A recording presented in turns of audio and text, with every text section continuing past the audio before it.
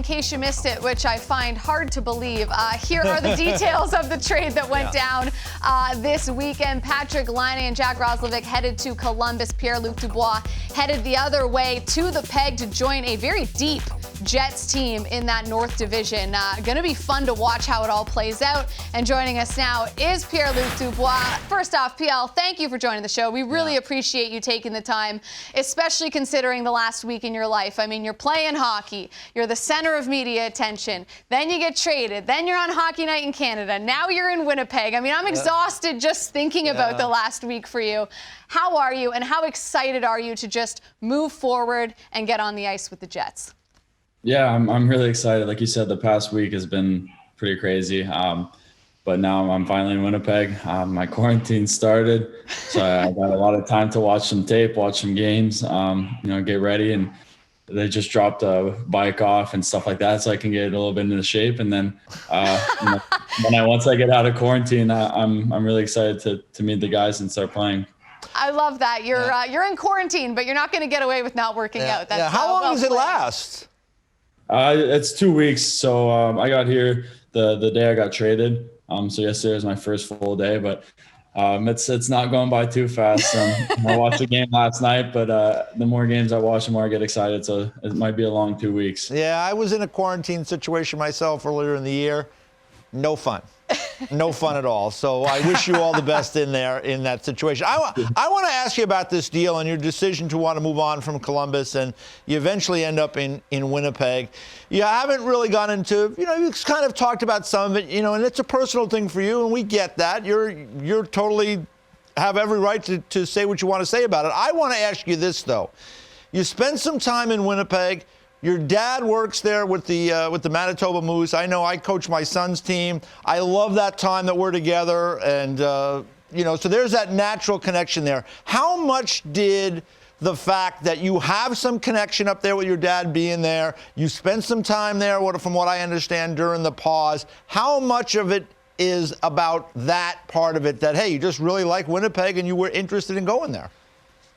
Yeah, I mean, there's a lot of teams that you hear. Then you hear the Jets and you hear a lot of teams. But, I'd say because of my dad and because I was here during quarantine, this is one of the teams I knew the most about. And I knew about the players, the team, the coaching staff and how they treat guys here. And my dad's talked nothing but good things about the team and the city. And, once I got that call that I'm coming to Winnipeg, I was extremely excited. I think the only person that was more excited was my mom, but it was a really fun time to get that call. And then, to actually call my parents after and let them know I'm coming over it was fun for everybody.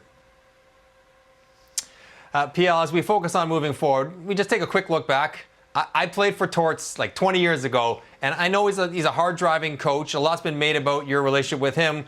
What can you tell us when you think now back to your time in Columbus with John Tortorella? What was your relationship like with him? He's a coach that pushes his guys a lot. He wants the best, and my dad always told me, if a coach is on you, it's because he wants you to become better. No coach is gonna, spend a time on a player if they don't believe in him. And there's a lot of things. You guys saw in Toronto, stuff like that. It wasn't the first and wasn't the last time, but no, I don't take anything personally. I know everything he did was for me to become a better player and a better person. And I appreciate, that part of it. Well, you are one heck of a player. I'm curious, PL, if you've talked, or I'm sure you have talked to some of your new teammates, but who have you talked to and what have those conversations been like? Yeah, well, I got a couple texts. They played when I got traded. They were playing that day, but I got a couple texts after the game. And then a couple ones the next day and stuff like that. Guys like Blake Wheeler, Mark Scheifele, Nate Beaulieu. They seem really nice. I've heard nothing but good things. Like I said, Mark Letestu, who played here not long ago, told me it was a great group of guys, and I'm really excited to get to know them. Not on text, but actually in person in 2 weeks. PL, I want to ask you. I mean, it's hard enough to play in the National Hockey League under perfect circumstances. And, you sign a new contract with the idea that, hey, I'm moving to try to move on to somewhere else. And so you're in Columbus, and there was a lot of media talk about it.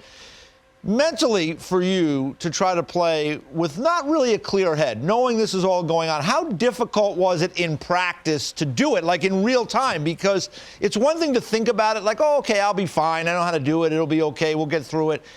And how much is it different than that? How hard is it? Because we saw, we looked at some of the tape, that last game. I'm sure you saw it as well. It wasn't going well for you there. How hard was it to play when you're not totally focused on the task at hand? It's definitely different. We had the team and I had a plan about everything.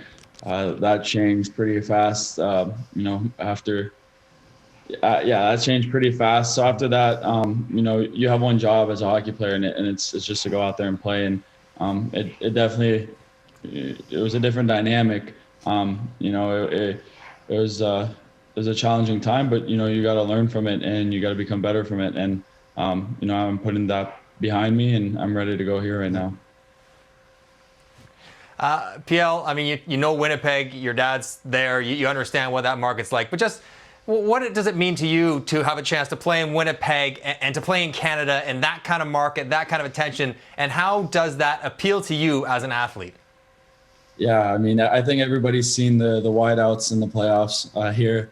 Every time we come to play here, it's one of the hardest games. The team's good, they're big, they're skilled, they can skate, and then the fans are amazing too. It's one of those buildings that it feels like the fans are all over you, on top of you. So it's definitely going to be fun. Obviously, there's no fans right now, but once everybody gets back into the rink and it's all safe to go, it'll definitely be a really fun experience. The famous whiteout Yes. in the Peg. It really does. Like, even I've never been to a game in Winnipeg, but when you watch them in the playoffs in previous season, it just fun. it comes through the screen, the energy. Yeah. I mean, they love hockey there. Yep. So you're right. You are going to have a great fan base and a bumping building when fans are allowed to watch hockey again. I'm going to shift gears a little bit. I know we've talked about the trade a lot, but you're in quarantine for 2 weeks. You can, say you're going to watch all the tape you want and do as many minutes as you want on the bike, but you're going to have time left over. So I'm just curious, PL, what do you do in your spare time when you can't go anywhere? Do you read? Do you play video games? Do you play Words with Friends? I don't know. What does PL do when all of the chores or the tasks are done? What's left? Yeah, I mean, like I said, I'll try to watch as many games as possible. I already watched 3, and I'll watch the live games. I have the video app that they set up for me to pay, to be in the meetings and all that. But away from that, it's not much. I play video games, so what video game? Can do that. I like FIFA. I'm a big soccer fan, so I play FIFA, and then I can catch up with friends and family, and my mom and my grandparents know that I have nothing to do, so I'm on the phone with them. It's kind of catching up time and relax and catch up on sleep and stuff like that. But it's definitely not the most exciting 2 weeks. PL, take it from a guy who's from Toronto. I played for the Maple Leafs, and I lived at my parents' house when I was in the NHL. Will you be doing the same? Will you be moving back in with mom and dad when you get out of quarantine? Yeah, not officially. They won't be. I won't be moving into their place, but I know my parents and I know my mom especially. I know that she's she's gonna get a room ready, and in my house, that's for sure. She'll be over a lot, and she'll probably even have a key. So it won't be officially living together, but I'll see them often. Yeah, once you're out of quarantine, lots of home-cooked meals for you, PL, coming up. Listen, we know you're a busy guy. It's been a crazy week for you. We really appreciate you taking the time to come on the show and chat with us. We wish you the best of luck in Winnipeg. We can't wait to see what you look like in that lineup. But just remember, you're in quarantine now, so no excuses to not pick up your phone. And, hey, our show is on every day, 4 to 6 Eastern time. Yeah. So, Be able to weigh in any day. Yeah, tweet us, call us anytime. Break down some tape, whatever. Yeah, you can break down the Jets tape for us. There you go. We really do appreciate the time, and we wish you nothing but the best. Thank you.